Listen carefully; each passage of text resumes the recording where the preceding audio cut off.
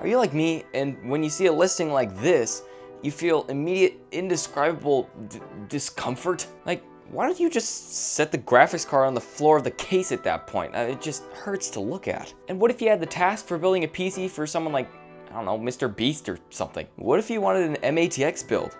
And chances are he's not going to be using an i7 4790K or something, so you're going to need more than a cheap air cooler. However, most of the MATX cases you'll find out there either don't fit an AIO or just seem more ATX than MATX. And you don't want to disappoint Jimmy, and even beyond that, there's the cable managing. Small case equals less room for all the cables, especially if you're using a non-modular power supply or cable extensions. I get it. I've been there. Well, except for the Mr. Beast thing. Well, Albert Einstein once said, when the solution is simple, God is answering. And he has, with the divine sending of the Okinos Mirage 4. You know that PC with the graphics card practically on the floor? That one? Well, we can nuke that thing because the Okinos Mirage 4 will retain a 30mm gap between your graphics card and the bottom of the case, even with the beefy ones. This leaves you lots of room to put fans on the bottom or just to have an easier time running the GPU cable through. At the very least, you're letting your GPU breathe. The Mirage 4 also supports a full 240mm AIO while still looking clean and somehow not cramped. So, you know, old Jimmy would be pretty happy. And if that isn't enough, there's also loads of space in the back for cable managing, rivaling even a lot of ATX cases I've seen. This case is also appropriately named the Mirage because if you go for the full works, with an AIO, bottom fan installed, and a giant graphics card, it still has the appearance of having more room available. This is due to an impressive footprint design, keeping it compact while spacious and putting every square millimeter of space to use. If only every case were designed as well as this. Unfortunately, not all of them are, which brings us to today's episode. Hey all you lovely human beings, welcome back to episode 2 of Flip and Forge, where I will attempt to take used PC parts and sometimes full systems in attempts of flipping them into profit. Now this episode's going to be a little different because this time I actually got a custom order from a guy who saw the latest PC that I flipped on Marketplace to upgrade his system from what it is. This one's going to be really interesting. So I did work out a contract with the guy, and right now I'm on my way to go pick up that system that he has and then work some magic on it. Stay tuned because I'm pretty excited for this. So I'm going to go meet this guy, grab his potato setup, and I'll see you guys back in the studio. It is way too hot outside. So, as I said before, this episode is going to be a little different, and it stars the newly released Okinos Mirage 4, which you may have already figured out. But before we move on, I need to complete episode 1 by going over the last PC we built. We ended episode 1 on a bit of a low note because the case had come with some defective fans that kept us from getting the PC listed quickly. So, after some deliberation, I decided to get a new PC case altogether, the Zalman i3 Neo, and send the Gamdis one back. The reason being, the difference in cost between the two cases ended up being less than what it would have cost to buy more fans. Plus, I don't think I could have replaced the fans in that case anyway because they came with their own proprietary cabling system that was hardwired directly into the case.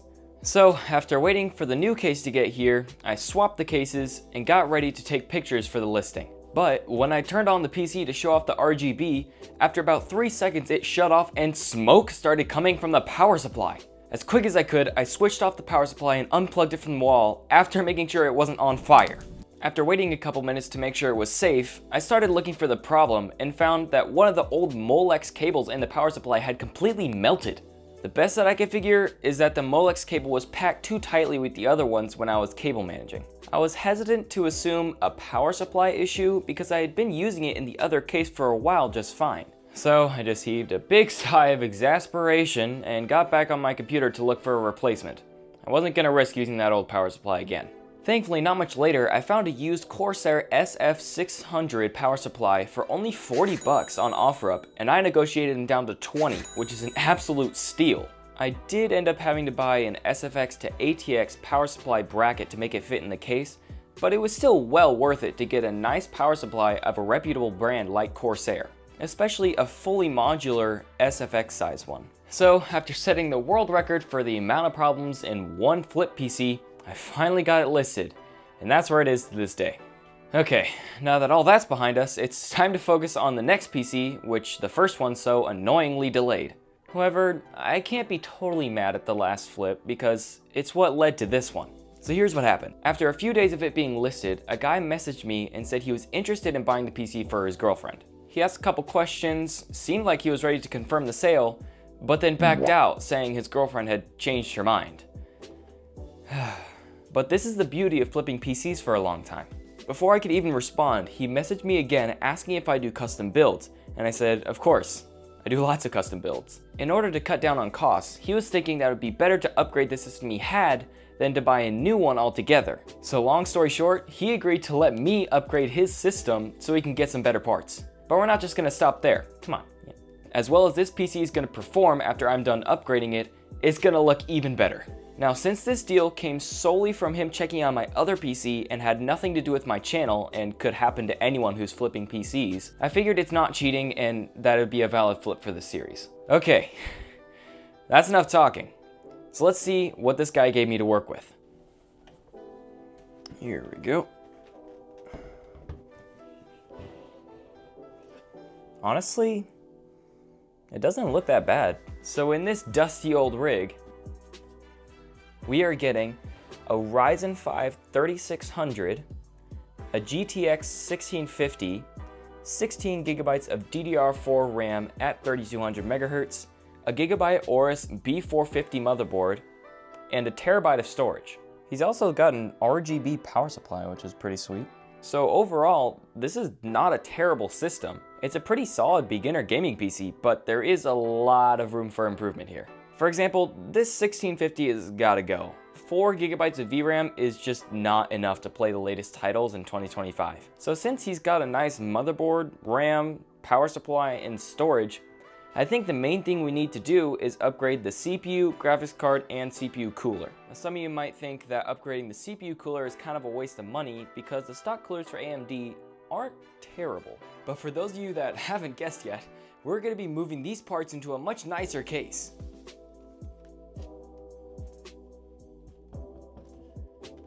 The Okinos Mirage 4. This thing is so much smaller in person. As you can see, this case comes with 3 already installed ARGB fans, and the entire back panel is perforated, so you're gonna get a ton of airflow in this.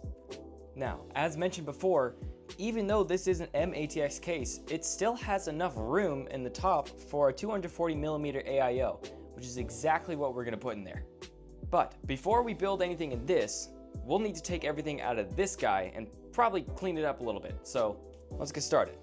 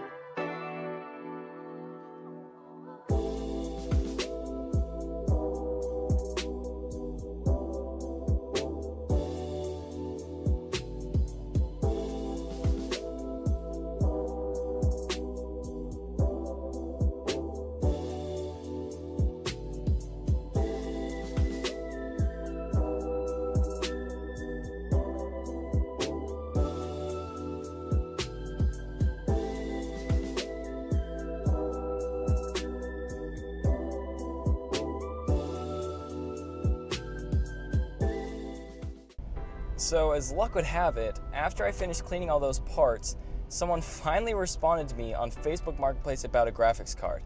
I was trying for so long, just as each day went along, to look for graphics card, and I actually found quite a few good deals, but nobody would respond or kept flaking on me. It was so annoying.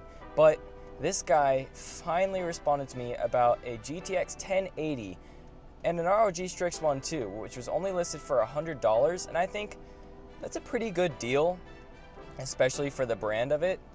So I'm on my way to go pick that up right now, and I think that should work pretty well for this system. I did want to try to get a little bit more higher end of a card, so I was looking for different things like a 3060 Ti or maybe even a 6700 XT, but none of those people were responding. It was so frustrating. I think that was the most deals I'd ever found at one point on Facebook Marketplace, but I couldn't get any of them. So basically now I'm just glad to finalize a deal, and so, you know, I'm hoping this will turn out well. That was interesting. So I recorded the entire interaction with the guy just to show you kind of the insider look of the buying and selling of the parts, but I think I'm gonna delete that recording because the guy came out with no shirt on, so, you know, maybe not the best content to put in the video. You do this kind of thing for long enough and you see all kinds of stuff. That's not even the weirdest thing I've seen. The guy had the brightest blue house too. It was a statement. But anyways, I did get the card, and it's actually super clean. The guy said that he repasted it and cleaned it when he was setting up for an upgrade, which I'm thinking, okay, that's pretty good, but I'm gonna have to check to make sure that he put it back together correctly and everything like that, just to make sure there are no problems. And on the listing it said that he was getting rid of it because he upgraded, so I asked him just to confirm that the reason he was getting rid of it was to upgrade, because you always want to ask why they're selling it. I find it's just a good question to ask to get that information. But he said that the upgrade fell through, and he's hoping to get, I think it was a 7800 XT or something, but he was still using the sale of this card for money so he could still chase after that upgrade, which makes sense. A lot of people are switching to AMD now with all of NVIDIA's graphics problems, so I'm really not surprised. All right.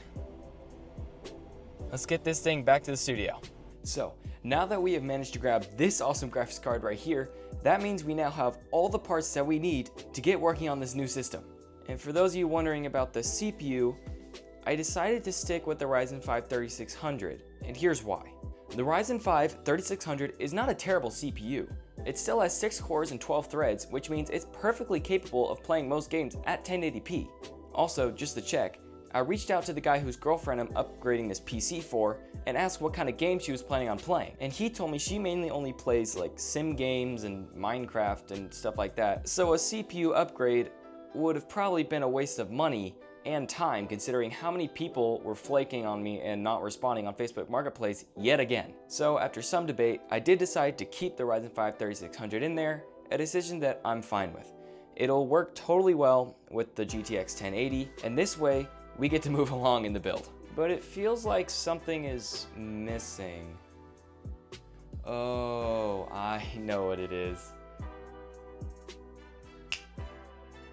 That's right. To complete the gorgeous look of this PC, we're going to be using the Thermalright Frozen Knot 240 Black ARGB, some Thermalright TL-C12CS fans, and some pink cable extensions from Formula Mod. While it's definitely a bright and bold color, I think this thing is still gonna look fantastic. So let's get to work. Okay, so it's a couple days later because we had a bit of a delay here in the studio. What I realized was, since the other guy just had the AMD stock cooler in his build, he didn't have any of these CPU brackets that I need to put the AIO on. So I had to order some from Amazon because obviously since they're such a small item, there's not really any of them on the local market. So after that got here, now we can finally start on this build. So the first thing we need to do is get the CPU area prepped for the AIO, which will be this. The Frozen Knot 240 ARGB by Thermalright. So all we need to do is put these brackets on, and then we can move forward from there.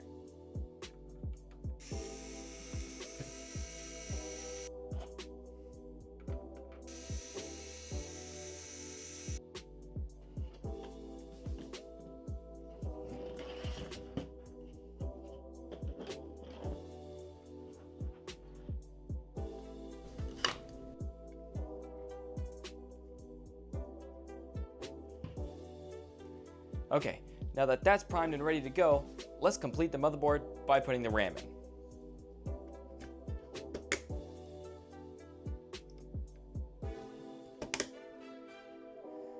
Alright, perfect. So, looks like our motherboard is ready to go.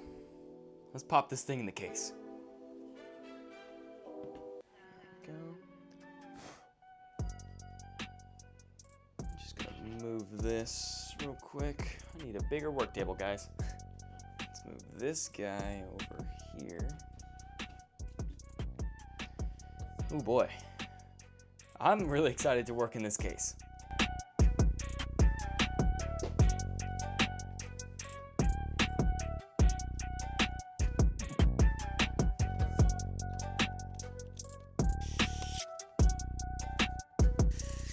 Okay, so the next thing to do will be to install the AIO radiator through the top of the case here. But first, I did forget that I was going to replace the fans on there with some of these, which they're pretty similar, the fans are, but I bought 2 packs of these just so I could keep the exact same kind of fan throughout the whole build, just to make it look nice and clean. So I'm going to do that real quick. There we go. That's much better. So now, let's get this cooler set up.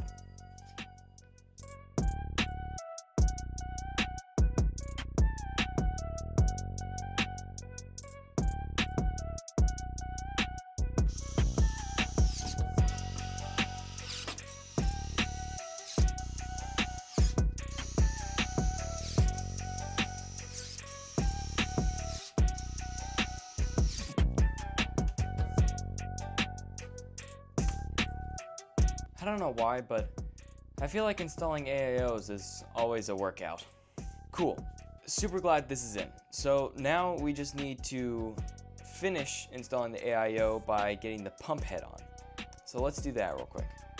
Guys, I just realized that I installed the AIO pump bracket upside down. So let me just fix that real quick. There we go. That was embarrassing.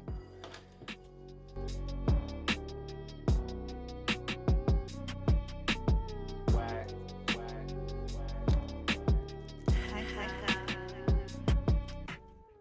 you go. Looking nice. Okay, we're actually almost done here.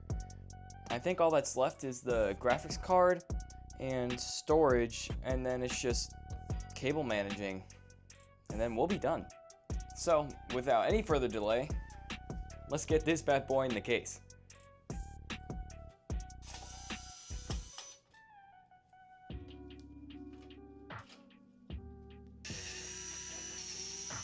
It's gonna be a little bit of a tight squeeze, but it is gonna fit.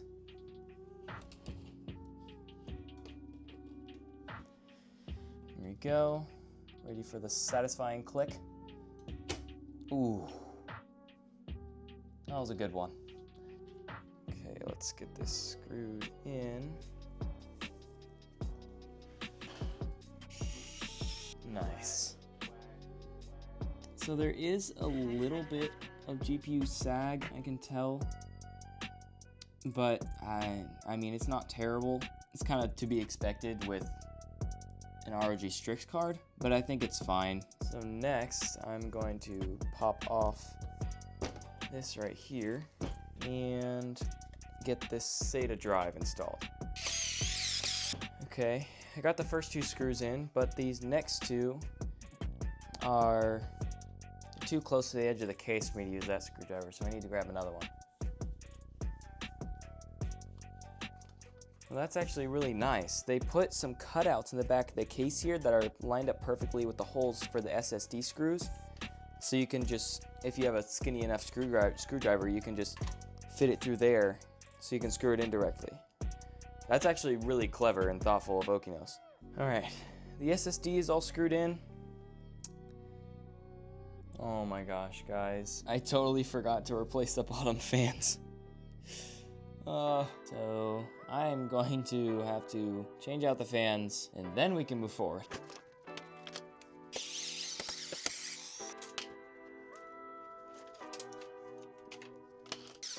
All right, we got all these fans out and the Thermalright one's in. So I believe the only thing we have left to do is get the power supply in here and connect some cables. And I think that's it. Now, we all know that cable managing isn't exactly the most exciting part of the build, so I think I am just going to jump cut to when I have all this plugged in. So, cue stock transition. Welcome back, guys. It's yet another day later, and the reason I'm filming the next day is because by the time I finished the cable managing and plugging in of everything, it was already pretty late at night, so I decided just to table it for tomorrow, which is today. But now that it's all done, I am super excited to show you guys the final result. This thing, I think it looks great. I wasn't sure how the pink was gonna work, but it's a unique color. I mean, I've never built a PC that was pink themed before, but it looks pretty nice. And back on the topic of cable managing, this thing was no joke. It was so easy to cable manage in this thing. There was so much room, especially on top of the power supply. And this power supply is huge. Seriously, I've never had an easier time cable managing than in this case. And it's an MATX case too. So overall, 5 stars to Okinos. This was super fun to work with. It also came with some really nice features that you usually only see on more higher budget cases. Like, for example, it has the rubber grommets around the wire holes, which makes the cable managing look so much cleaner. Oh, and in case anyone is wondering, I did move the SSD that was on this side to the back here. There is a panel screwed into the back that allows you to mount SSDs on it. I decided to move it there just because I didn't like the blue of it just completely disrupting the aesthetic of the build. So now the SSD is plugged in and ready back here. Okay, here it goes.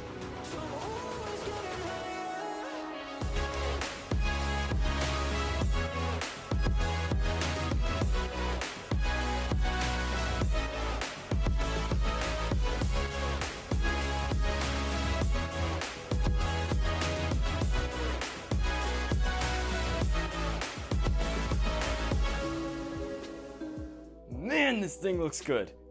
The compact design of the case with all the different lights and especially the ROG Strix card in there, it looks so nice.